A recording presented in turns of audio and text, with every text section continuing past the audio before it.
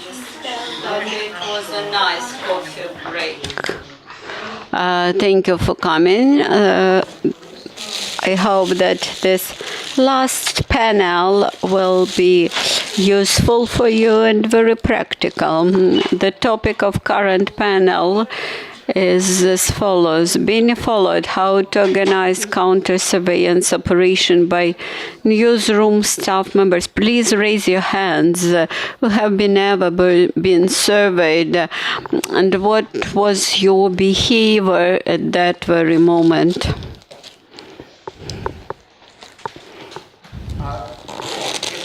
What was your response? When you see that you are surveyed, what do you do actually in these moments?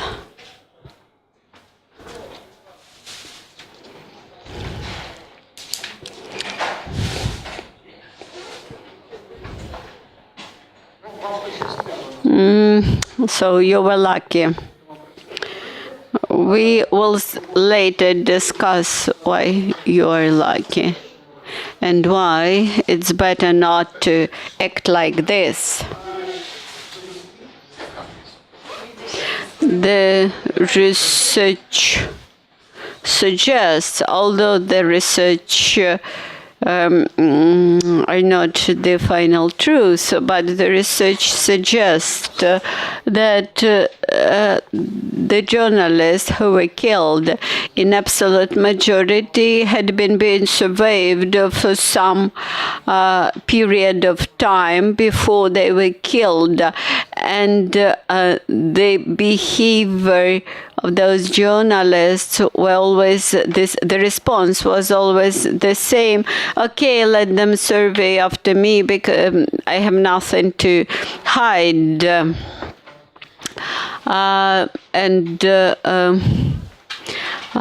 The security agencies tried to tried to sum up information about surveyed people in Europe for some time, and they discovered that that's true, that many people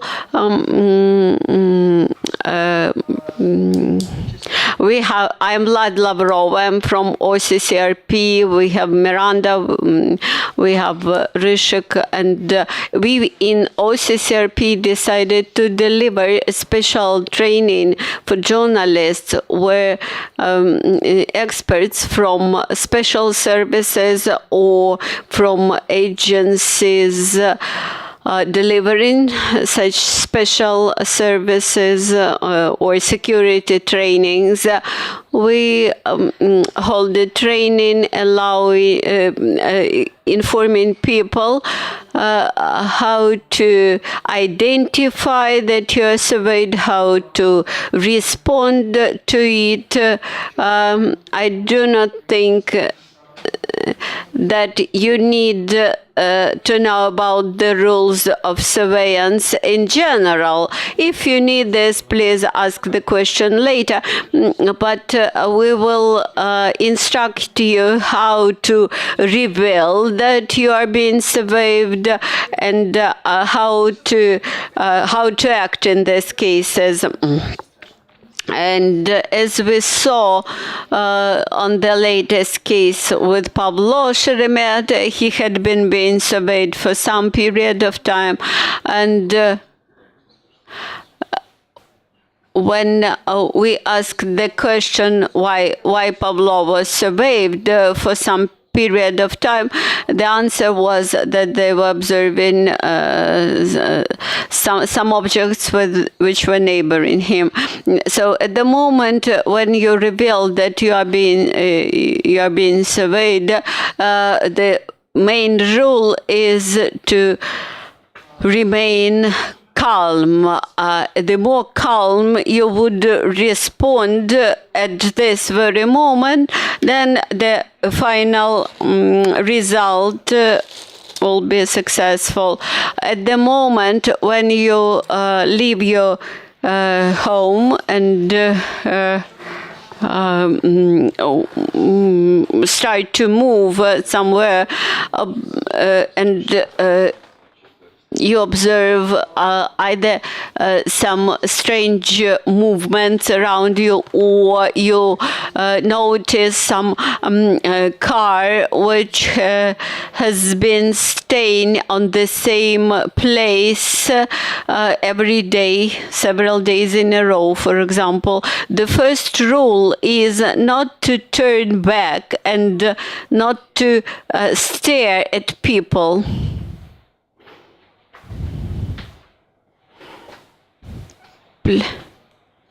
Please do not show the display.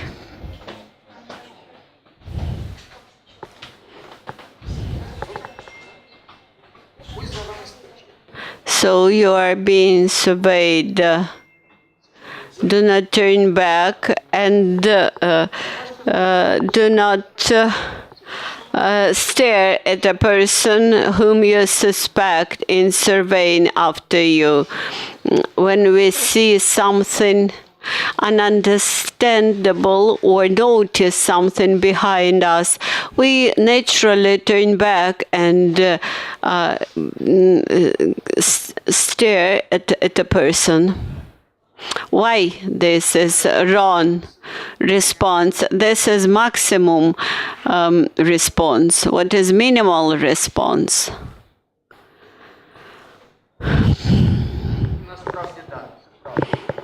That's correct. They will understand that you have noticed surveillance, and next time they will survey you more carefully, more professionally. In the surveillance theory, there are two options. To survey by yourself or to survey by with the help of your colleagues or friends. So anti-surveillance. In anti-surveillance, your objective is to identify clearly that you are being surveyed, then to see in as much detail as you can this person, and the ideal would be to take a picture of that person. So you go along the street, you go along the street and you notice that that somebody is following you. So what do?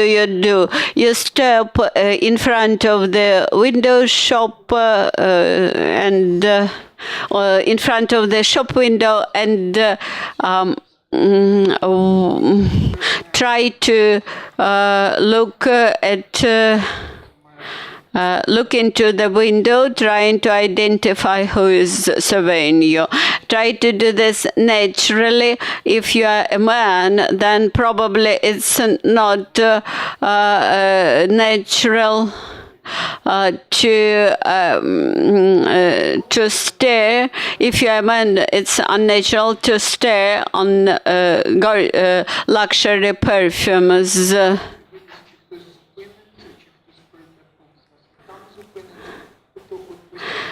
Do not try to catch the moving figure who will pass by and stop a little bit in front. Okay, if you're a man, do it simpler. Do it as simply as possible.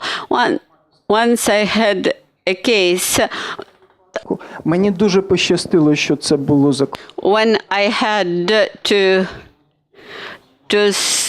stare or to get in to a female linen store. Fortunately, it was abroad, and there was a special sofa in that store for those men who were waiting for their girlfriends choosing the linen. So first you stare in. So you look into the window, shop window, or alternatively, you can buy a food stuff from street food kiosk. You may look at the vendor openly, or to catch the image of your surveyor in a glass window of the kiosk. Please sit down. Here on this table there is one object, one thing, which is the most convenient for revealing surveillance after you. These are business cards by Joachim. We have the TV control, a remote controller, a bottle of water, a mouse, computer, an empty cup, charger for computer. What object out of that is classical to reveal that you are being surveyed? A bottle. Why a bottle?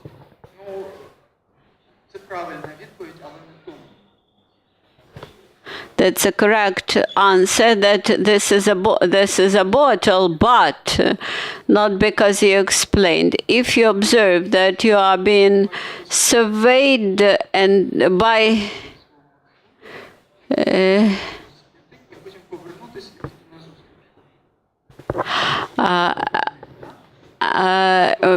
by a bottle of water, then you will need a trash to throw it out.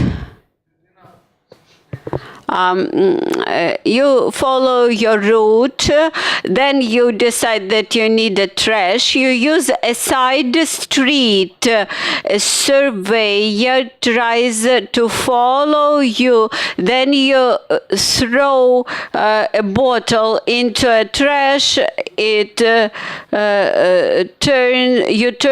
have thrown your bottle into a trash. You turn back and go just in back direction, and those who surveys you is shocked at this moment. Another good thing to do. Let us imagine a metro train unexpectedly changing the route in metro is very natural. No. That is what you should not do. They will change the person. They will follow you in another way.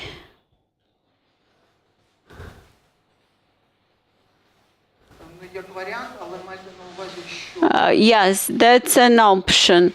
But in metro, the connection, telephone connection disappears. People imitate that they speak over the telephone when there is no connection. On the escalator, there is no connection. That's why you cannot use your cell phone naturally. How do we use the metro?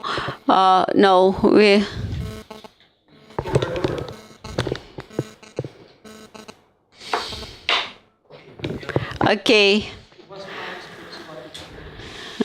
You should pretend that the passing machine worked wrong. So you throw your token and pretend that something went wrong, or you use a passing card and pretend that it does not work. You turn back and go in back direction to the special machine which is filling into your metro account.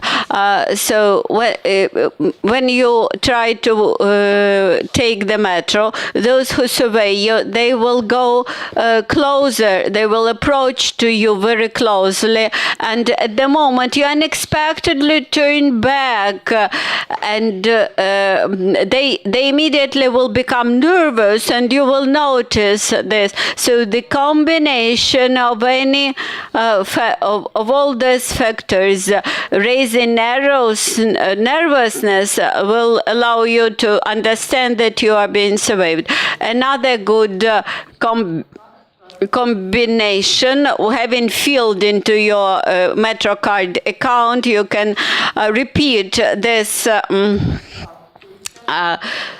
this experiment once again. You put your card into the passing machine, then you pretend that something distracted your attention, and you may look around and see a person which had slowed down her movement.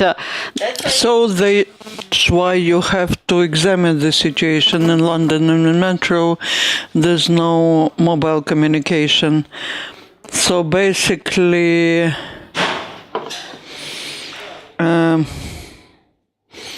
you need to look at this situation separately, and you establish that someone is following you. Enter the store, and when you leave, the natural reaction is to look around.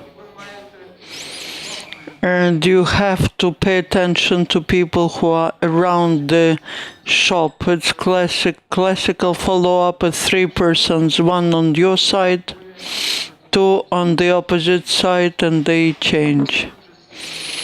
I will not give you all the details, but when something's happening, when there's some unexpected interruption of your route, you will see it. You come out of the store, you turn left, right, and this way you can see something. At the moment when you have enough facts, or at the moment you decide that it's all serious, you're using another thing. Second set of rules, counter surveillance.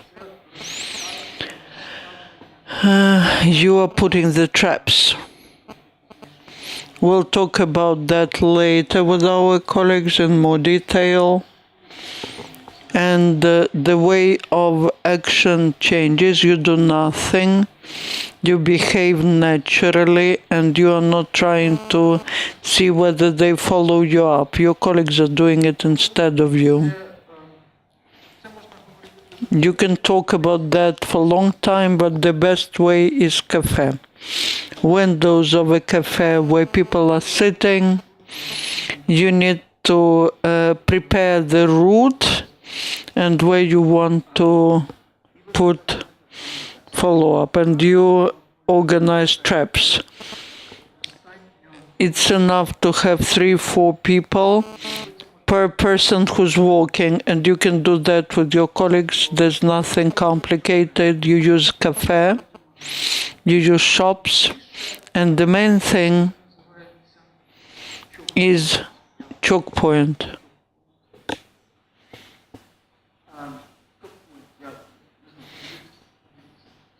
Look up into the dictionary. Choke point, it's narrow, which means narrow streets where there are few people, and where you need to take your potential enemy who follows you. The secret is, when entering the street, someone should be someone of your colleagues should be there, and he should follow whether someone changes the route and walks and follows you. In some cases, these streets, if you make your route correctly, these streets are so obviously not natural, so that they can stop following you for some time. We're talking about the situation when that's your city and they start following you, and that lasts for some time. There are situations when you go to interview. There are situations when you are in a different city and your task is to run away from the follow-up.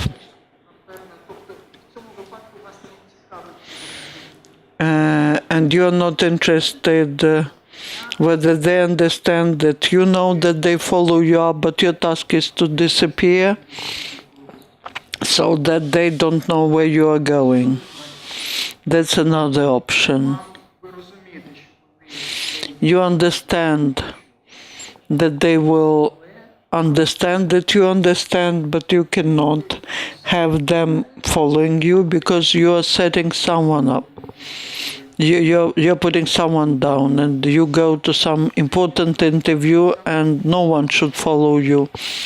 Then you use special tactics. My favorite one is metro again. Underground. Down there it's easy to disappear. But if this is a qualified group, several people will be following you and they will understand that you're in the metro and how to behave. They will block all the exits, and this way they will know where you are. You need to do that very carefully.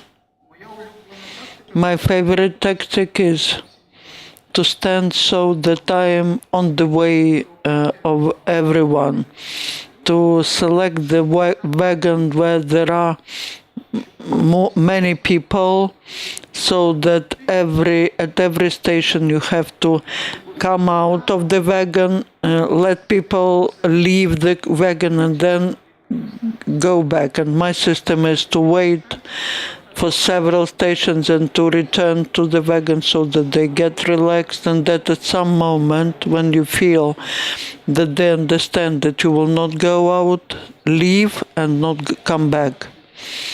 And it's important to wait till the moment when the doors being almost closing. That's my favorite tactic. Another thing, and my colleagues will be talking about that, there's such a rule.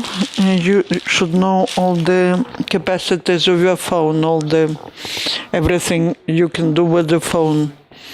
Your task is to film those people who follow you so that you can identify them, to understand how dangerous the situation is. Maybe they're just street crime, organized crime, or representatives of special services. As soon as you have photographs of people, you can work with that. My phone.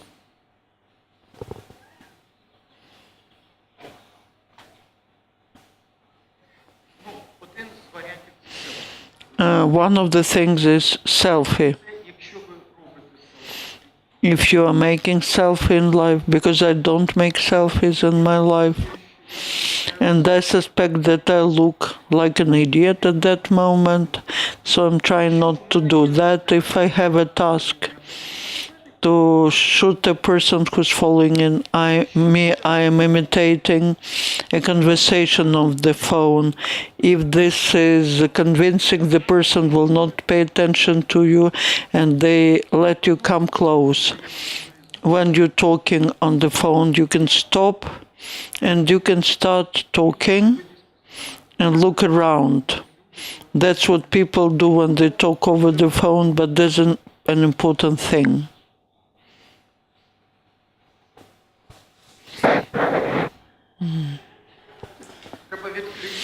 You need to turn off the phone, the sound, so that no one calls you, and turn off the brightness of the display. You turn on the camera and you make the screen dark so that they cannot see that you have an image here, because when people talk on the phone, the screen is dark, so you turn off automatic setting of the brightness of the screen.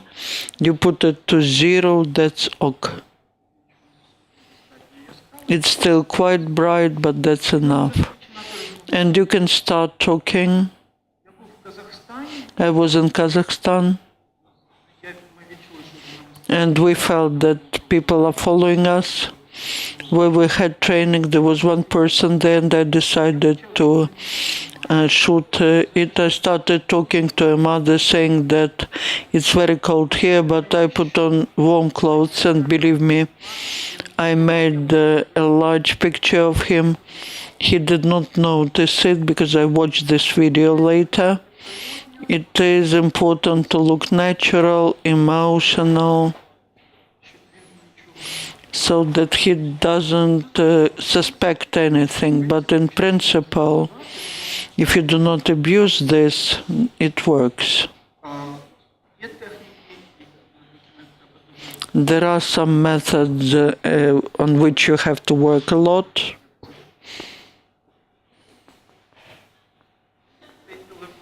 This phone is silver.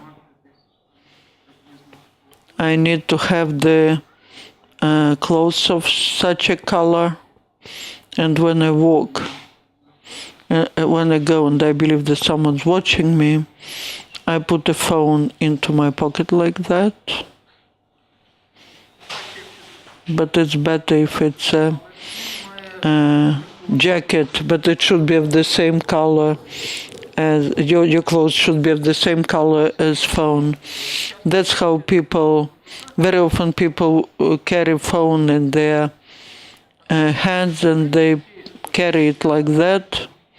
After several days of practice, try to practice it when you are just walking in the streets.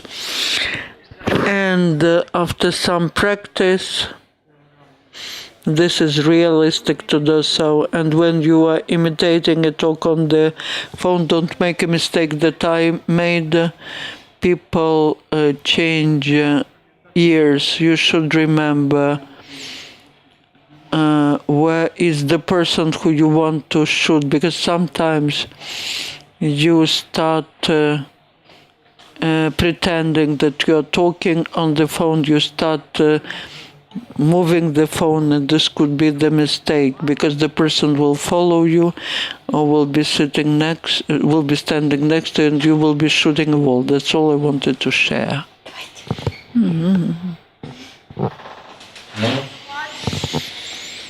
Long time, and he has given you all a lot of the tips that we use. I'll just mention a few things. Our colleagues will be showing you a video of how we did the counter surveillance in a couple of months ago. And one thing to remember: if you do feel you're being followed, you should take action.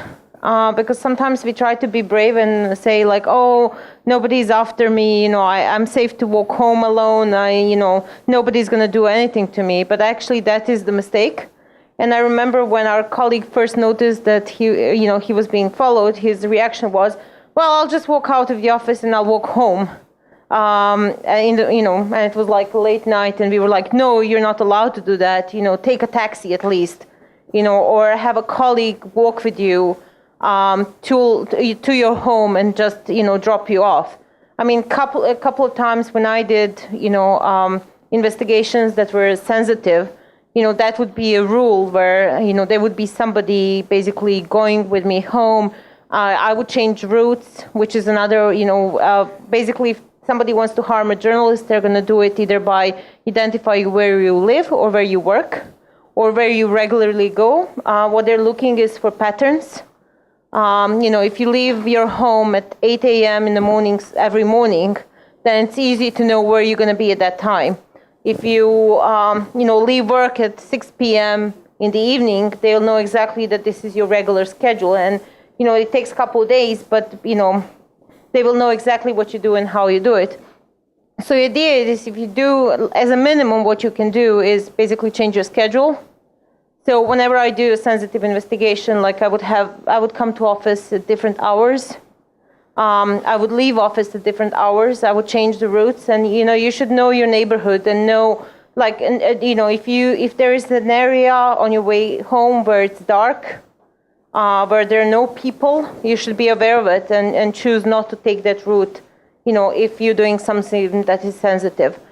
Other thing is, yes, it's easy to ask a colleague, can you, drive with me home? Can you walk with me home? What we used to do is, like, somebody would actually be waiting outside my building for me to come out, and I would go into the car, or they would be waiting outside my building, and and just monitoring reactions of people as I'm walking out. Does somebody react to the fact that I have been seen? A few other tips for security. Very often in our newsrooms, people just walk in. It happened even in our newsroom where people just open the door and start wandering. And it's always good to kind of if you're doing something sensitive, to tell your colleagues, well, there might be an issue. Please, don't let anybody in, and ask what they're doing and so on. Don't just open the doors. And if you need to, just leave a country. Go to a hotel. We had a situation, some years ago. I was reporting in one of the countries, and I was approached, and the guy just told me, "You'll be killed." And this was my first time somebody told me, "You will be killed," and I didn't even notice that this is what the guy was saying. And he repeated it a couple of times and asked me how much my life is worth, and I was like, ha ha ha, he. And I sent a message to my editor. I told him, well, the guy just told me I would be killed. he was like, are you serious? And he was like, you have to get out of the country immediately. I was abroad, but I didn't realize it. And this is something also to, all the training aside, if something does happen like that, if you do get threatened, you will not react your usual way, because we are humans. You don't know how you will be feeling at that given time. So I think it's good if we show you some videos and show you how we did it and how we planned. And a lot of this is basically carefully planning. I mean, we did spend some time drawing maps and figuring out the exact location and thinking how we would be able to see the person. So. Okay, so I'll also say a few words. Yes, I think the most important part so far, apart from the actual training, was if you're being followed, if you think, like, you never know for sure, right? But if you think you're being followed, tell somebody, tell your editor, tell your colleagues, right? Like, it's fine if you're not being followed and everyone goes through this. They will have training just like we had training with this, right? I will be relieved if I know that somebody that feels they're being followed tells their colleagues, tells me, and we will be able to verify or say no, nothing bad is happening, but good, at least we were able to go through this, verify this, check it. Secondly, it might not be about you. Another reason to tell somebody, right? They might be following you to get to someone else. They might be following you to get to your editor. They might be following you to get to your sources. They might be following you to get to your colleagues, right? It is not necessarily about you. Don't play the hero, because you might not be the target, right? And you might help the potential attackers attack somebody. Third thing. You will make mistakes, as we have done, as you will see, and it'll be hilarious, right? So going through this at least once, training will help you, right? You will not imagine, like the thing with the phone that Vlad just said, that when you're talking through a phone, you usually change your ear from time to time, and then suddenly something is not on the video. I didn't think that this will be a problem, and yet we will see something in a minute, right? So training is important, and know your tools. If you're going, like, I will also show this. Your tools, every cell phone, every camera, everything has their own quirks. It works in a different way a little bit, right? And you might be surprised by, for example, I don't know, the camera turning off after 5 minutes, and you think it's still filming. Or you might be surprised by, I don't know, something happening, right? I mean, know your tools, test the tools before you go out and start doing counter-surveillance, because there will be something weird that might cause you not to catch the most important picture, the most important face, the most important person, right? Oh, okay, let's have some fun.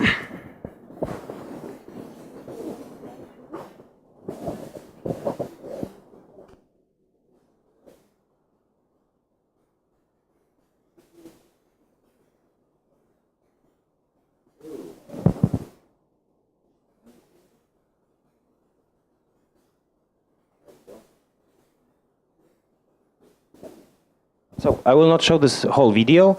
This is basically, we had a car driving around the neighborhood way long before the person that was being followed was going to leave their home, right? Long before, so that we can check if somebody's waiting for them, so we can check if some cars are trying to kind of circle the area, anything like that, right?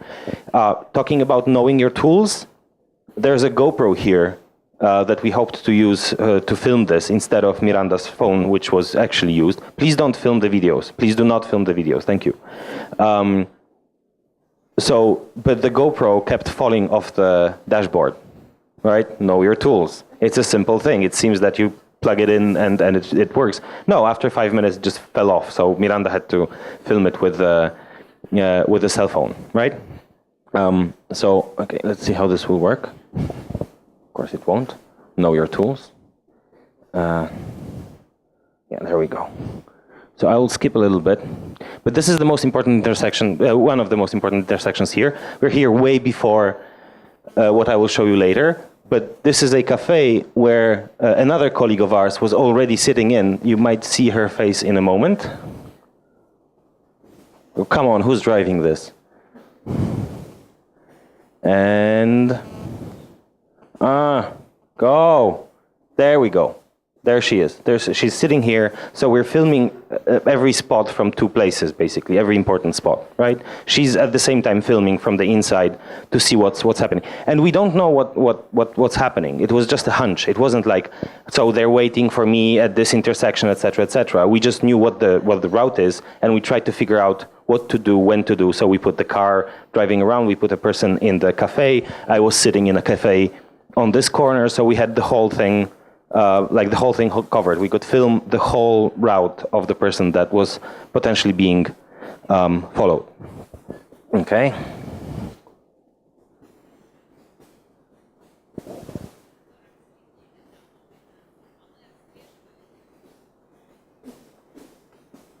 Yes, this is very inconvenient, I'm sorry. One moment. Okay. So, another video. There we go. And this is also filmed by Miranda walking down the street before the person being followed was walking down the street. She got out of the car 10 minutes before the person was actually walking down the street. And there they are. We didn't know that they are who they are. We know this from the next video, right? But because Miranda was walking with her phone down the street, we had perfect mugshots of those nice two men, right? So again, we didn't know they will be waiting there, right? It was just okay. Let's film the whole route before the person that is being followed walks down the street, and we got lucky, right? You have to kind of hope that you will get lucky. Just so you know, when I was walking, I carried my phone like this as I was hiking. I wasn't like pointing to people around me because I didn't notice that the person stopped. So what I was doing, I was going down the hill and I was pretending like I'm using messages and so on. Yeah. I'm sorry for the translation. So, it would be very bad if I was pointing to people and trying to get the best, shots of them. I was walking down the hill and I was acting like, okay, my messages, whatever I was doing, moving my phone. And when I walked past by them, I didn't do like this, but I continued just typing. Yes, and these are, does it work? Yes. These are the nice men, right? Which we know later on to be involved.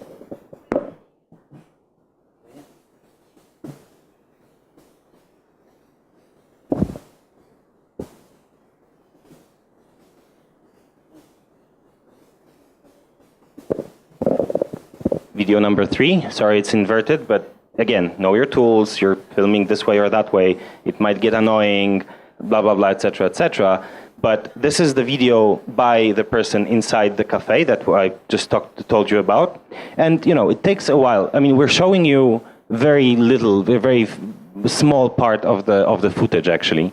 But, okay, should I try to invert it? Should I try to? Okay. So we will skip. And at some point, we should get... There we go. Hello. And the important thing is that we were able to pinpoint when exactly this happened because we had Miranda walking down the street. So we know that Miranda is actually probably walking down the street right now, right? This is the same moment. And these guys are talking. And then we know a few minutes later that Drew is coming. This guy is running up the street.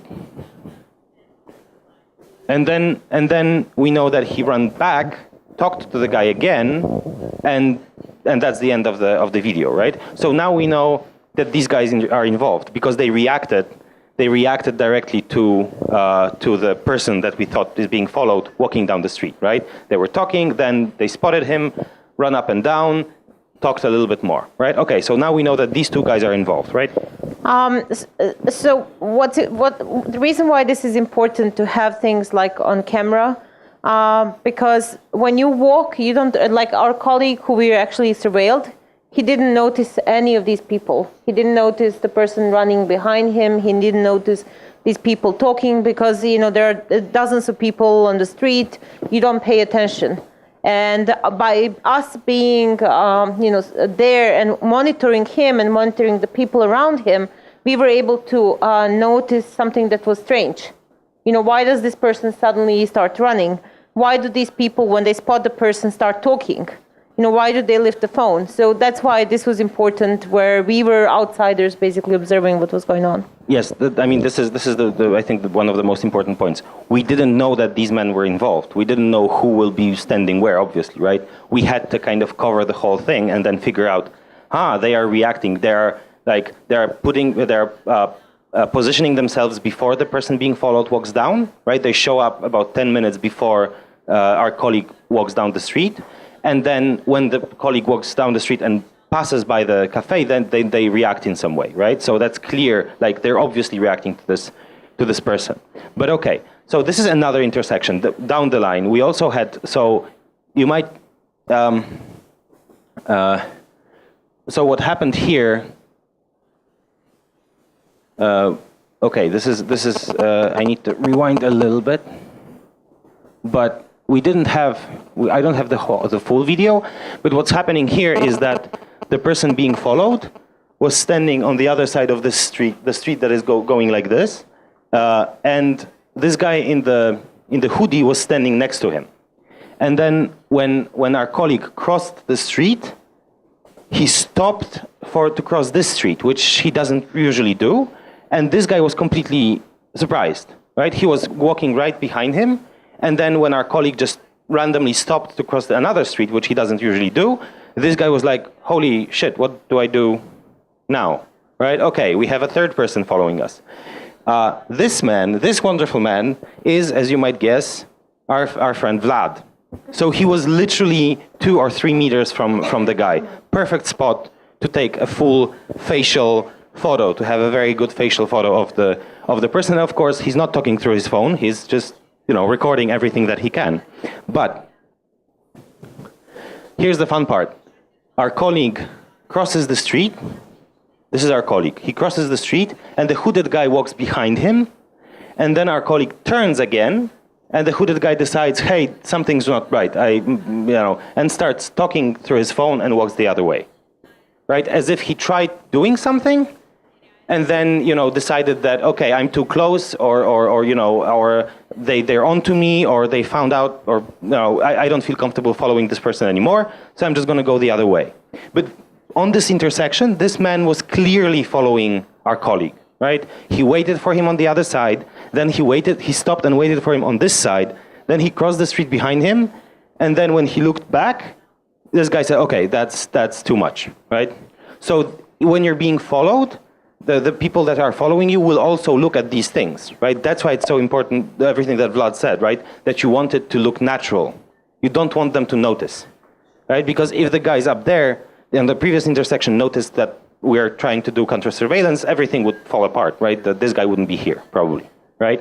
But this is the video that actually gave us, at least me, goosebumps, right? Because this is basically, okay, you cannot be any more clear that this is happening, that our colleague is being followed. Okay.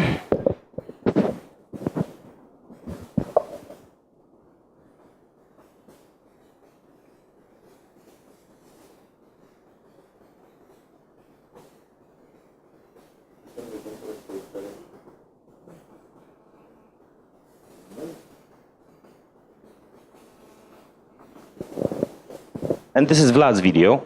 As you. It was not inverted. It was at least. No. Okay, wait. Yes, now you're cool. No, I mean, I didn't hold my phone like. Why? Why wouldn't you?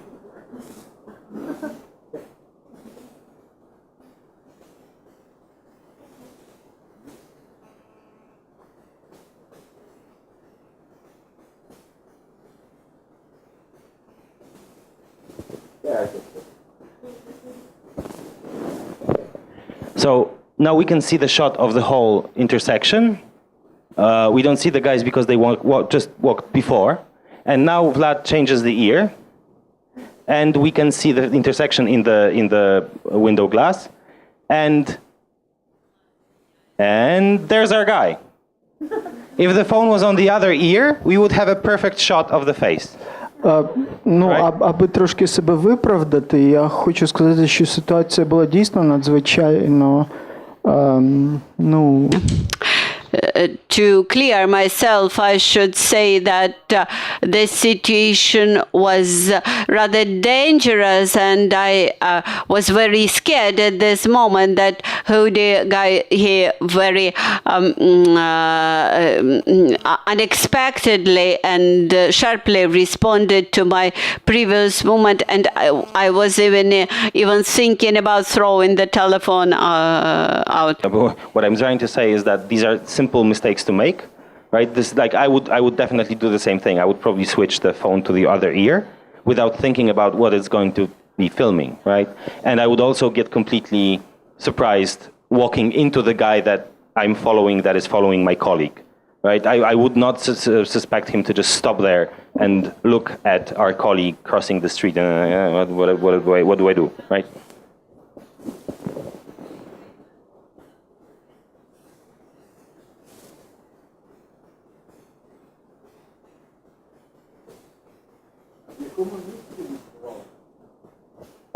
Сараєво.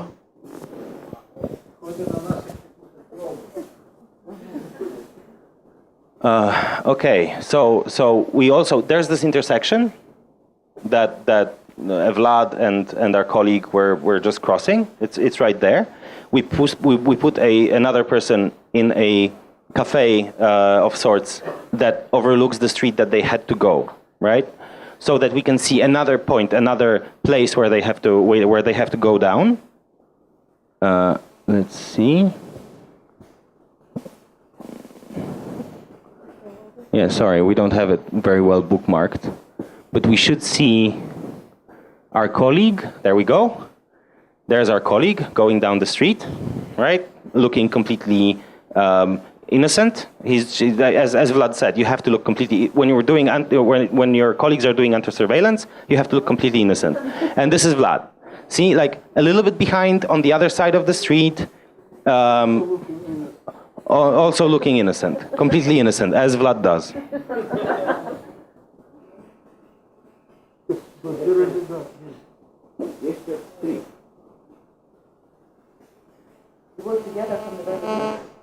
No. We had 5 or 6 people, and they were all placed at different locations. So I did the first part of the trail, then Vlad was waiting. Oh, sorry. So we had 5 or 6 people on this, or more. 8 people. 8 people on this. Well, we had a group on the phone, so we were communicating with, Through Signal, in this case. Yeah, in this case it was Signal. So when our target, colleague we were counter-surveillance, would go past our points, we would let know he's coming your way there in 3-5 minutes. Yeah, the colleague, by the way, the colleague was not sending us any text messages. He wasn't communicating with us in any way because it would look weird to the people that were following him, like if he took a phone every 5 minutes and say and do something, right? He was just walking down the street, but we were in agreement that once you see him, tell the next person that he's coming, that kind of stuff. And we had basically we had a map, and we knew exactly the route the person was going to take. We knew how long it takes to go through this route. So we would, 10 minutes before the person left their home, we got a message from him saying, "I'm leaving home," and then we know the operation starts. And the idea was that we wouldn't be noticeable. So when I was following the colleague by foot, I was basically 100 meters apart from him. And the colleagues who were waiting in cafe were basically there placed, half an hour, 45 minutes before before the person went out of the home. So the idea was to fit in and look like I'm having a breakfast, I'm having coffee. Reading something on my phone. Something like that. But we had placed the people strategically in places where we knew they would have to pass, and we would have a good shot of them. So, cafe in the corner gives us a view of the corner. This cafe you see here gives us, this whole street, so we can see who is there. When we were going by car, we knew that we can basically, because we were filming, we could see every person who was, anywhere near the street. So yes, it was all planned out very carefully before. I'm in the middle of the street and I'm noticing that someone is following me. And obviously no one is around. My colleagues are somewhere around the town. Well, in that case, you can jump into the cab, go to your office, but of course, naturally, and then plan out what to do, or basically, and next time you can do it just with one colleague walking behind you and seeing if somebody is approaching or just standing, and then once they see you, they're moving. We did the same thing for another colleague of ours who said he feels he's being followed. I followed him home, and then I was waiting for him outside of his door the next day. Of course, I changed the way I look so that I don't look like the way I usually look. Like I shaved, for example, right? And I was there 20 minutes before he left his house, and I was there in a way that he couldn't tell if I'm there or not, right? That's the hard part. And then I followed him in a distance like 50 or 100 meters, trying to figure out if there is anything happening after he comes by, like goes around the corner, right, or anything like that, right? But that was just a hunch. This time, the colleague that was followed did some anti-surveillance things for 3 days, right? He did the go into the shop, buy some water thing. So he noticed that yes, he could verify himself that he's being followed. So that's why we decided to do this 8-person operation along the route with filming, with everything. I mean, the idea is, I think the biggest mistake we as journalists make, we are oblivious to what's going on around us. Like, we don't see people rushing towards, even if this is not being followed, if it's just like a normal occurrence. Some people would never know, people get robbed. Yeah. I remember one time I was in Tunisia, and I was literally, it was a dark place, it was empty, I was with 2 colleagues, and suddenly I noticed the man in front of me picking up a phone and telling people, and I immediately braced myself, there might be a robbery. And indeed, literally, as we walked for 10 more meters, the people came out from the corners running and tried to mug us. But I was aware that this was happening because the environment seemed strange. And this is the whole thing of you as a journalist, you should be aware of your surrounding and people who are, without looking like you're in panic, just being aware, practice that, so you know what's happening around you. One more thing, as Miranda said, we placed people in those different places about half an hour before the whole thing started, before we knew that our colleague will be walking down, and we asked everyone to stay at least 10 or 15 or 20 minutes afterwards. And that was a very good choice because, do you recognize this man? We know this guy from somewhere, right? From 10 minutes before. He was walking behind our colleague, but it was I don't know, 10 minutes after, as if he was trying to see what went wrong. Remember, the guy in the hoodie, he was following and then he canceled. He just went the other way, called somebody, probably this guy. And this guy probably was walking up the street to talk to everyone, every other person that was involved, or look around, see if there's something suspicious, you know, to try to tell what went wrong, why they had to cancel whatever they were trying to do. And because we had our colleague in this cafe sitting 10 or 15 minutes after our colleague that was being followed went by, we got this wonderful shot of those two nice men.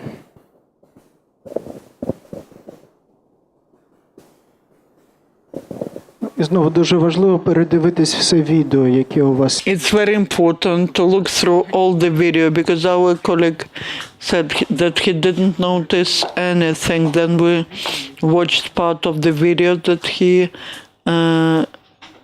made and we saw that.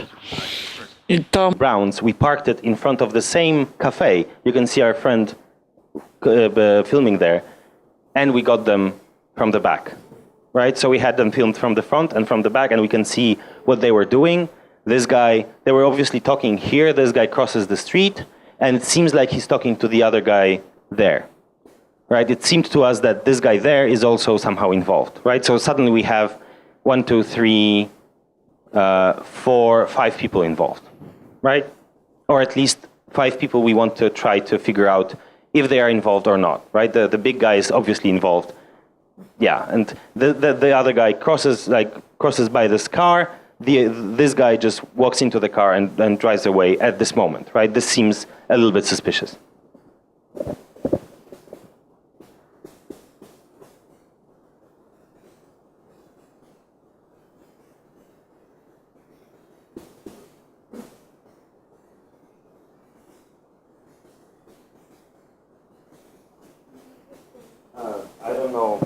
I don't know how this video is supposed to work because it changes all of the time, right here. But Ізучіть вашу апаратуру. But this is our colleague that is being followed right there. He's walking there, but we cannot see him because reasons. Yes, if you're filming something with your phone, don't do this all of the time, right? But Vlad claims that we can see the other guy here also. I don't think I can see him, but just tell me when. Just tell me when to stop. You'll have to. I never noticed him here. Да, передивіться все, що ви не знімали, бо насправді на цьому відео Watch attentively what you were footing. You see how the person goes back to our office. That will happen soon.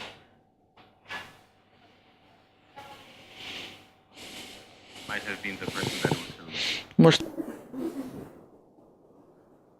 He was trying to hide in the smoke. I don't know, Vlad. I don't know. it's like 2 minutes. I don't know.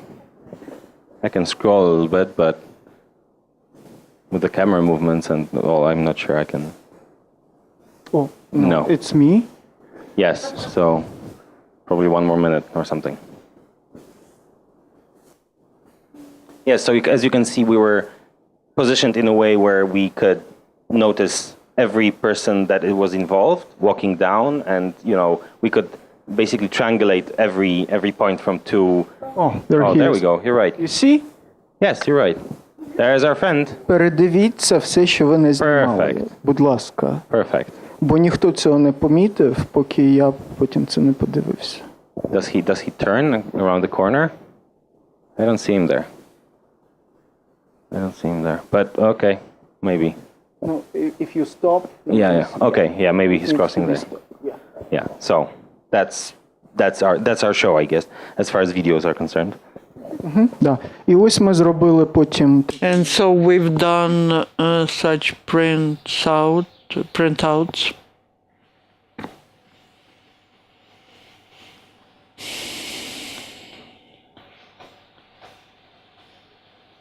Які ми розвісили в офісі. We put them in the office, and we've given that to a private company, to private detectives. Чесно кажучи, тобто їх The answer was that our colleague was passing by the region where pocket criminals were passing by and they reacted. They said that the threat was not serious because the person who came to our colleague wanted to rob him to take an earphones. But the problem was, then I asked our coaches from Britain, it's too much attention and energy per one person, and you see people followed our colleague for a kilometer. Usually pickpockets, they're not doing it. And then it stopped. As soon as we addressed the private detective, it all stopped. Until now, it hasn't been resumed. In fact, we are not really satisfied with the result of investigation of private detectives, but at least we know that you have to be very careful and you need to follow. Maybe these people will show up again. Yeah, that's Bosnia. That's not European Union. They were saying that we have no access to police data of faces, and I suspect that Bosnia is not connected to the system of face recognition. They advised us not to stop at that. It all stopped suspiciously as soon as we addressed the private detectives. And there were the former policemen. That's not very quiet situation, but at least we have photographs. And at least all people in the office know what to pay attention to. Any questions?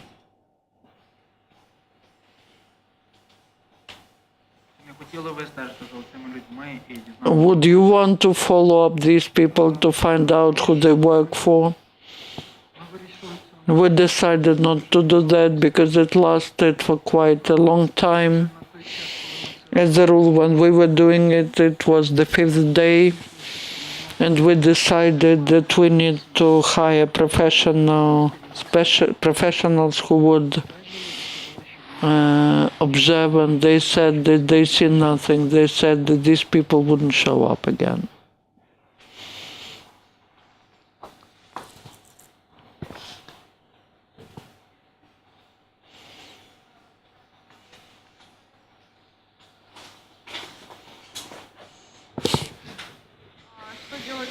What do we do with cars which are near the office? How can we understand whether that's a car of someone who's following you and not just someone who parked? There was a case. More experienced colleagues told me that's very strange car, we feel it. I looked up at the number, number plate of the car, and a month ago a different car had the same number plate.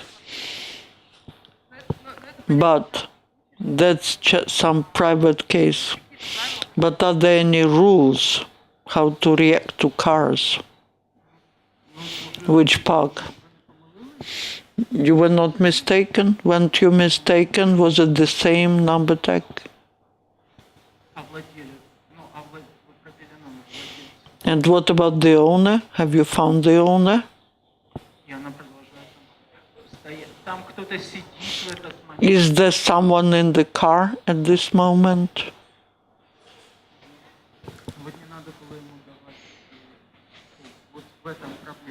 That's the problem. There is a rule. One eye contact and everything changes.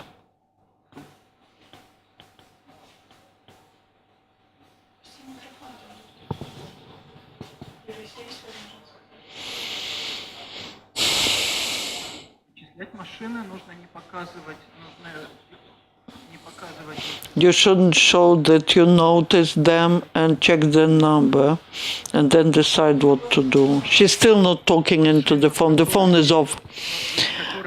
The car which regularly shows up near your office and is not owned by anyone who's working there, which is not there at night, then you understand that's not one of local residents and where people sit from time to time.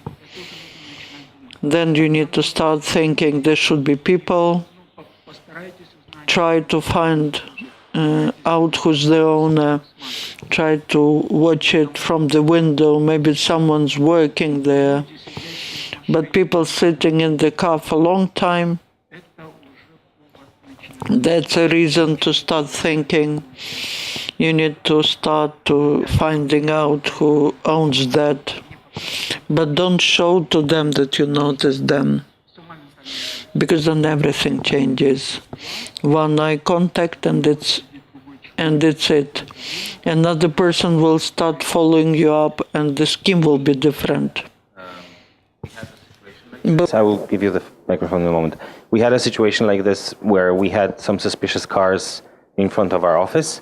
The way we dealt with it is also, I'm just speaking through my phone and taking photos of the license plates so that we have something to work with later. But then, it turned out to be completely innocent because the cars. I think Vlad said, right, being there more often than any other car, for example, or being there at when the work starts and when the work ends, when people are coming and going, and with people inside. That's the most suspicious thing. Why would someone sit in their car for 2 hours, right? If you see the same car going around 2 or 3 times and you cannot find a reason for this car to be here, if anything doesn't have a good reason, right? If it doesn't have a good reason, like we have a taxi stand in front of our office. Of course, all the taxis are fine, right?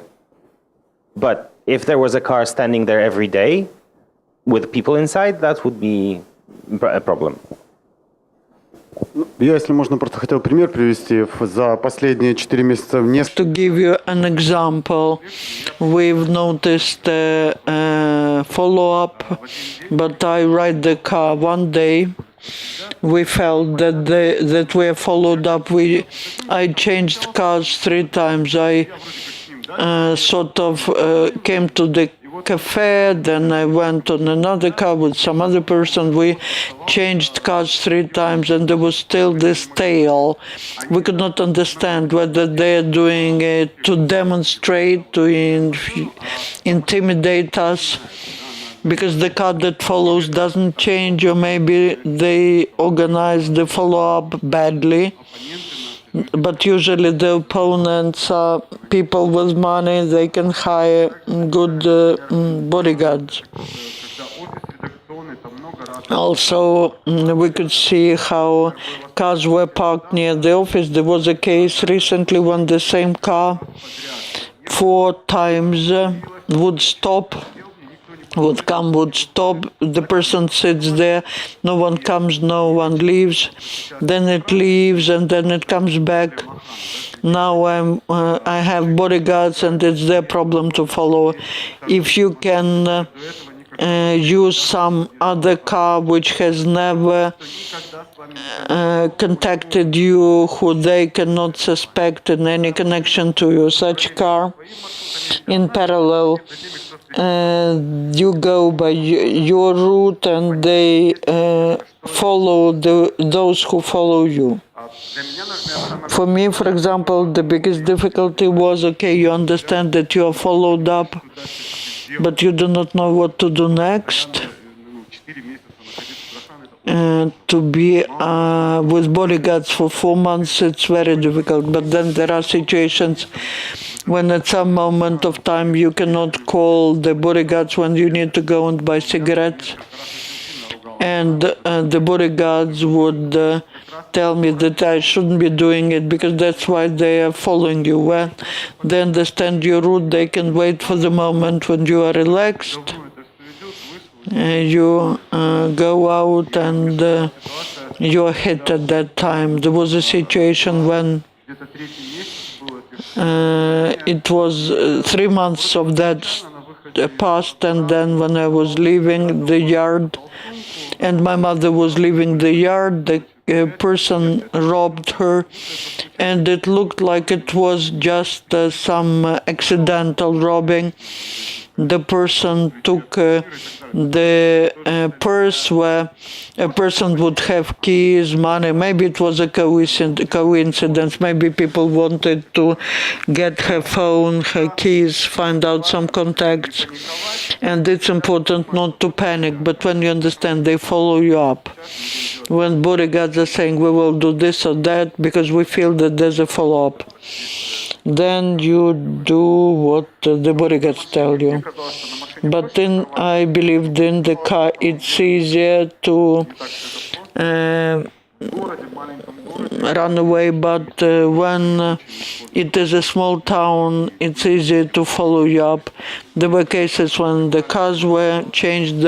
Once we found out that there's a car related to police, maybe they were conducting investigation. Кроме этого эпизода, Have you had and in which countries? And do you have any theories on who followed you?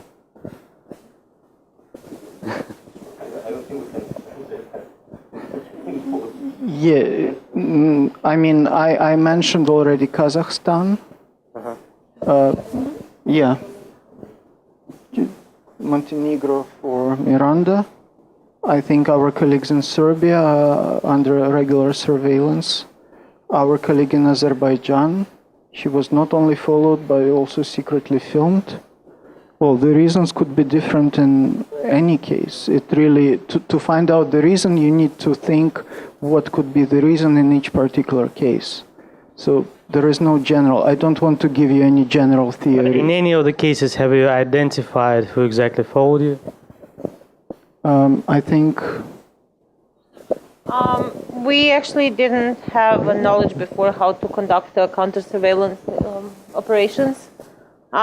Previously, what we were relying on was basically, you as a reporter doing everything you can to make sure that you're safe.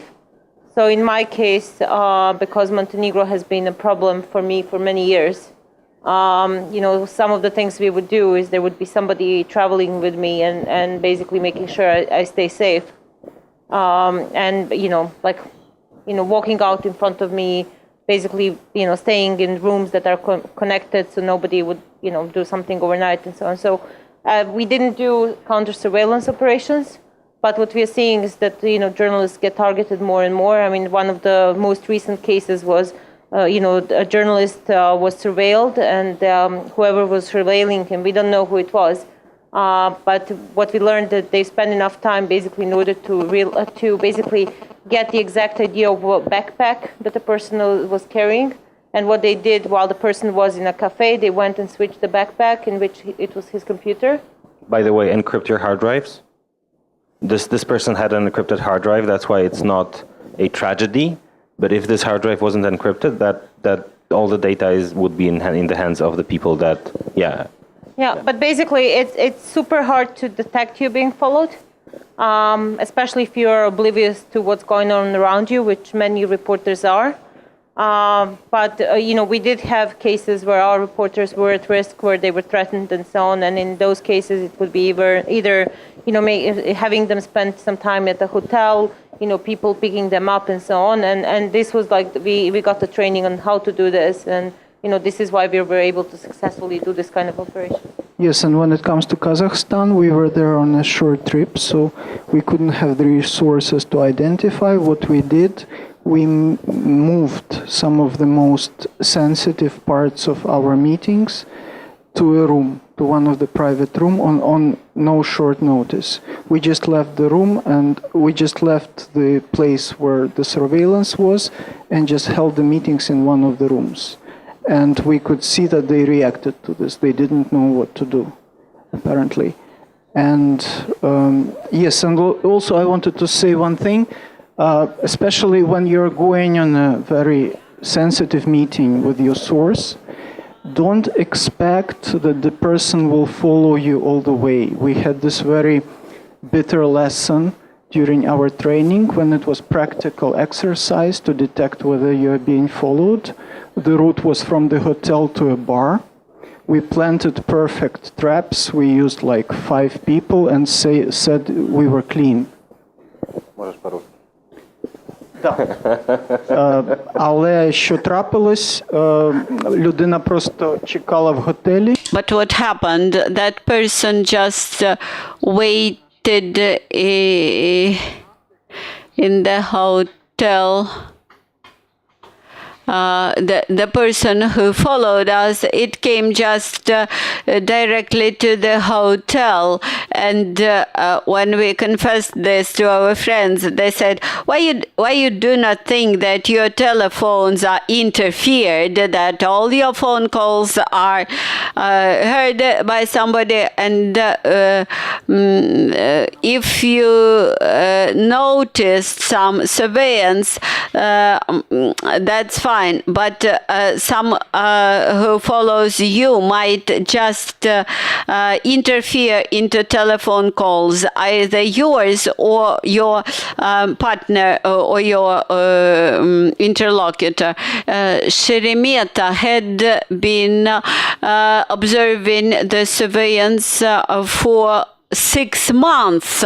And probably if he would signal this on time, that would be fine. Maybe entirely obvious, although when you see the videos, when you see 5 people involved in this, if you're being followed, somebody is spending serious money on this, right? Because somebody had to, it's not like this guy probably isn't very good, right? But at least one of those guys had to know something about how to properly surveil a person on the street, because they had different places, they had different people along the way. It wasn't just one guy walking behind our colleague, because that would be obvious, right? They knew how to do this to some, to at least to some point, right? To some extent. So somebody was spending serious money, and these are days, right? These are 5 days. 5 days of at least 5 people, right? At least one of those people knows how to surveil other people on the street. Like this means that somebody spent serious money. If you're being surveilled, somebody is investing a lot of money into that, right? This is not just something that people do. Let's do it. Let's see where it goes, right? This is something that usually has an aim, either getting more information about somebody else, or getting more information about you, or getting something from you. I don't know, stealing something, getting the backpack, anything like that, or you might be killed. Right? This is an investment. Somebody's spending a lot of money. Do not ignore this. Right? Все, ми вже на півгодини запізнились. Останнє питання. We extended our time already. We are being late with half an hour. Actually, I think when we talk about surveillance and counter-surveillance in general, one thing comes up to my mind, and this is ethics. I mean, whenever you're being under surveillance, you're probably also filming people who are around. So how do you deal actually with ethical issues to film other people who are probably not involved? Well, let's take an example. Someone is identified as being suspicious, but is not, and having negative consequences out of that, as we've seen sometimes in terror attacks. For instance, in St. Petersburg, there was a guy from Central Asia who was on the camera, and media was claiming he's the guy who was the terrorist, but he wasn't, and he lost his job, and so on and so on. I mean, this is an extreme case, of course, but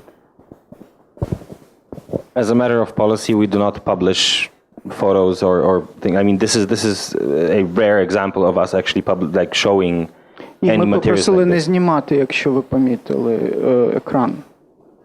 Ми перед сесією If you have noticed, we asked not to shoot this on video.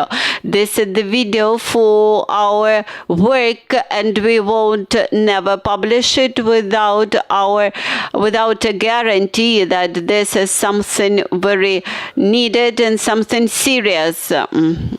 Like we can force somebody out of a job because that person randomly showed up on our video.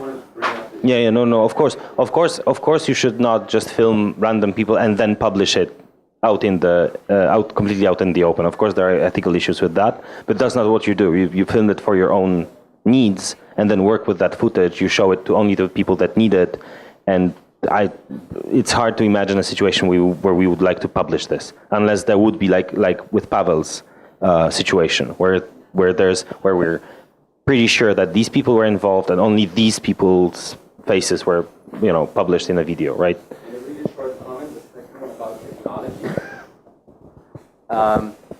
As far as I understand, you used a lot of smartphones.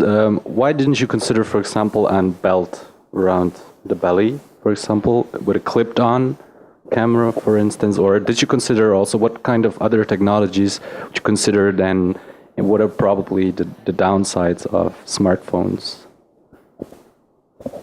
Well, we had a GoPro, right? It worked to some extent. But if you're walking down the street with a belt with a camera on it, that's pretty obvious.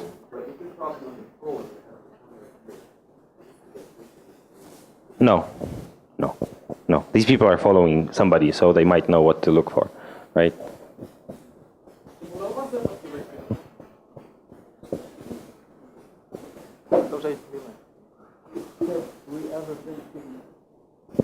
Not that I know.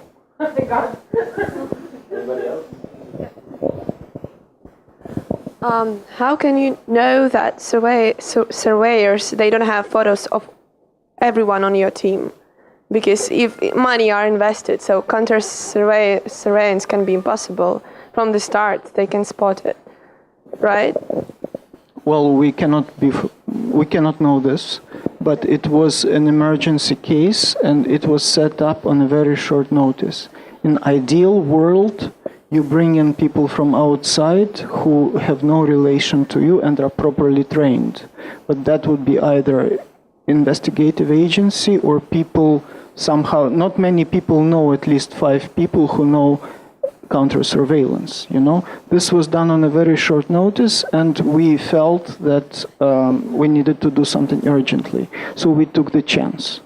And also we had a couple of people from outside of our regular team in the office that were in, for example, Vlad. And we also, some of us changed how they look a little bit, right? So steps were taken. I wasn't wearing my blue pants, right? I was wearing the most regular thing that I could find in my wardrobe, right? That I could blend in with, right? That's not what I usually wear, but right. So we took our chances, but we also made some precautions to minimize those the problem. The idea is when we were trained, the idea is basically that what you should wear is something that is not noticeable. I mean, if I'm if you are on the street and if you're on the street and you're walking past 10 people, the ones that you will notice are those who have very bright colors, that have hats, that they have backpacks. So what you do when you do this kind of thing is you dress very neutral, dark colors, something no crazy shoes, no crazy things that stand out, and all of us basically try to appear as any normal person. And if you're in a cafe having coffee and playing with your phone, I mean, go in any cafe now in Kiev and you'll see dozens of people doing exactly that. So as long as you are, doing something normal, nobody will notice. But if you're a man and you walk up in a lingerie store and you're obviously confused and have no idea what you're doing, well, that might look strange. What is a man doing there? Or if I, as a woman, go into a boxing club and I have high heels and, no boxing equipment, again, I would look strange. So the idea is not to stand out and not to draw attention. And if you try it yourself. If you are to walk for 5 minutes and somebody then asks you to describe every person you walked past by, you would maybe you'll remember one person you saw that stands out. Yeah. By the way, a man walking into a lingerie store and knowing what he wants also looks weird. Not judging, but anyway, fun fact, when I was doing the counter-surveillance for another colleague of ours, the one that I went after him to his house and then waited for him the next day walking back, as I said, I changed my appearance as much as I could, right? I wore something different. I put my hair underneath my hoodie. I had a hoodie, blah, blah, blah, etc.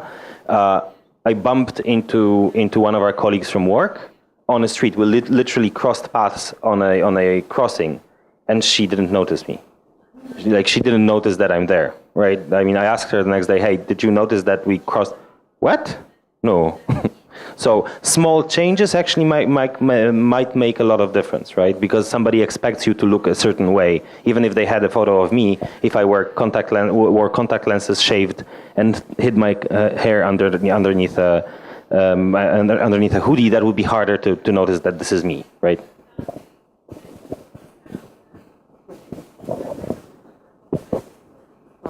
I have one comment, maybe a suggestion. I don't know if anyone knows here that to make a photo on a smartphone, you can use not a button on a screen, but volume buttons, so it's easier.